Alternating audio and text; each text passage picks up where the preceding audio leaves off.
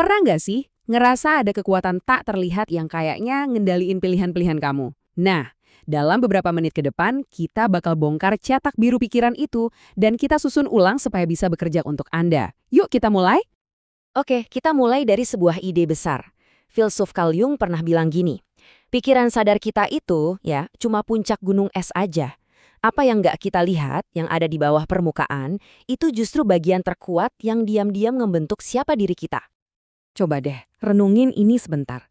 Gimana kalau keputusan-keputusan paling penting dalam hidup Anda ternyata dibuat tanpa Anda? Maksudku, dibuat oleh bagian dari pikiran Anda yang bahkan nggak Anda sadari keberadaannya. Cukup mengerikan ya? Nah, di bagian pertama perjalanan kita ini, kita akan menjelajahi cetak biru tersembunyi ini. Kita bakal lihat betapa kuatnya kekuatan tak kasat mata ini dalam membentuk cara kita memandang dunia dan membuat pilihan setiap hari. Oke, mari kita lakukan tes kecil. Bisakah harga sebotol anggur beneran ngubah rasanya? Logikanya, kebanyakan dari kita pasti bilang, ya nggak mungkin lah, rasa ya rasa.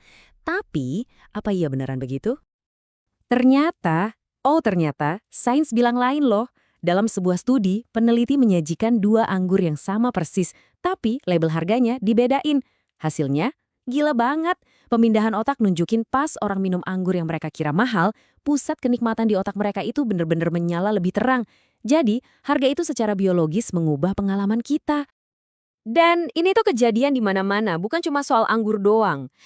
Pikiran bawah sadar kita itu terus-menerus ngisi bagian yang kosong buat kita. Ukuran wadah popcorn nentuin seberapa banyak kita makan. Cuaca lagi cerah, kita jadi ngasih tip lebih besar. Dan yang paling bikin kaget, ingatan kita itu bukan rekaman video yang akurat, tapi sebuah cerita yang terus ditulis ulang setiap kali kita mengingatnya. Jadi intinya apa nih? Kita ini bukan mesin rasional seperti yang kita bayangkan. Kita ini lebih kayak para pencerita. Dan pikiran bawah sadar kita lah penulis hantu yang diam-diam nulis narasi hidup kita. Nah, ini tantangan pertama yang harus kita hadapi kalau mau hidup dengan sadar dan punya tujuan. Tapi, kalau pikiran bawah sadar sekuat itu, apa kita cuma bisa pasrah aja jadi penumpang? Tentu aja enggak. Disinilah titik baliknya. Kekuatan pilihan. Di bagian ini, kita akan belajar gimana caranya merebut kembali kendali. Stephen Covey ngasih kita kuncinya nih. Dia bilang, di antara stimulus dan respons ada sebuah ruang. Ruang kecil inilah, jeda sepersekian detik sebelum kita bereaksi, yang jadi sumber kekuatan terbesar kita. Di sanalah kebebasan sejati kita berada. Jujur aja, kebanyakan dari kita kan hidupnya kayak pakai mode autopilot. Tapi kekuatan terbesar kita itu adalah kebebasan untuk memilih respons kita di dalam ruang tadi. Nah, melatih pilihan ini adalah langkah pertama untuk menemukan apa yang Covey sebut sebagai suara kita. Jadi, apa sih suara yang dimaksud Covey ini? Anggap aja ini sebagai kontribusi unik kamu buat dunia, tujuan hidupmu. Dan bagian terbaiknya, ini tuh bukan sesuatu yang mistis atau susah dicari. Suara kamu bisa ditemukan di persimpangan 4 elemen yang sangat praktis. Yuk, kita bedah ide ini biar lebih gampang. Suara kamu itu terdiri dari pertama, bakat, yaitu kekuatan alami kamu. Kedua, gairah, apa yang bikin kamu semangat. Ketiga, kebutuhan, apa yang dibutuhkan dunia dari kamu. Dan yang keempat, nurani, suara hati kecil yang nunjukin mana yang benar. Oke, menemukan suara batin kita itu langkah pertama yang krusial banget. Tapi apa gunanya suara kalau nggak ada yang denger kan? Jadi gimana caranya kita mengubah suara batin itu jadi visi yang bisa menggerakkan orang lain? Nah, di bagian terakhir ini kita akan belajar cara mengubah suara jadi kenyataan bersama. Untuk ini kita bakal intip contoh dari Amazon. Jeff Bezos itu terkenal banget melarang penggunaan PowerPoint di rapat-rapat penting. Kenapa coba?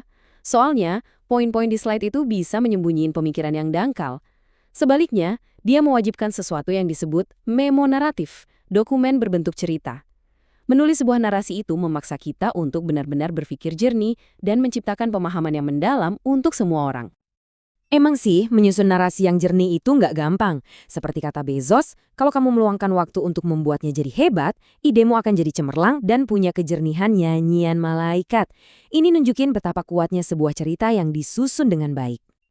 Bahkan nih, Amazon punya metode khusus untuk memastikan setiap ide sudah jernih dari awal. Namanya bekerja mundur. Konsepnya simpel tapi jenius banget. Jangan mulai dengan ide produk. Mulailah dengan menulis siaran pers untuk produk yang sudah jadi dan sukses di masa depan. Prosesnya revolusioner tapi sebenarnya sederhana. Pertama, tulis siaran persnya. Umumkan produk yang udah jadi. Kedua, tulis FAQ-nya. Jawab semua pertanyaan sulit sebelum ditanya. Baru deh setelah itu, yang ketiga, bangun produknya. Jadi visi akhirnya udah super jelas dari hari pertama. Manfaat terbesarnya apa? Proses ini menyatukan seluruh tim di sekitar sebuah cerita yang menarik. Bukan cuma sekedar daftar fitur teknis. Ini cara yang ampuh banget untuk membangun realitas bersama yang bisa dipahami dan diperjuangkan oleh semua orang. Nah, sekarang mari kita rangkum semua ini jadi satu cetak biru yang utuh, yang tersembunyi, yang dipilih, dan yang dibagikan. 3 langkah untuk memahami dan mempengaruhi dunia di sekitar Anda. Jadi, inilah cetak biru yang udah kita susun bareng-bareng. Pertama, sadari ada cetak biru tersembunyi di pikiran kamu. Kedua, gunakan kekuatan memilih di antara stimulus dan respon.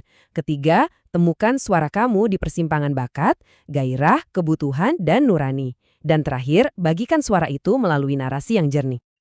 Kita semua punya cetak biru tersembunyi, dan kita semua punya suara yang unik.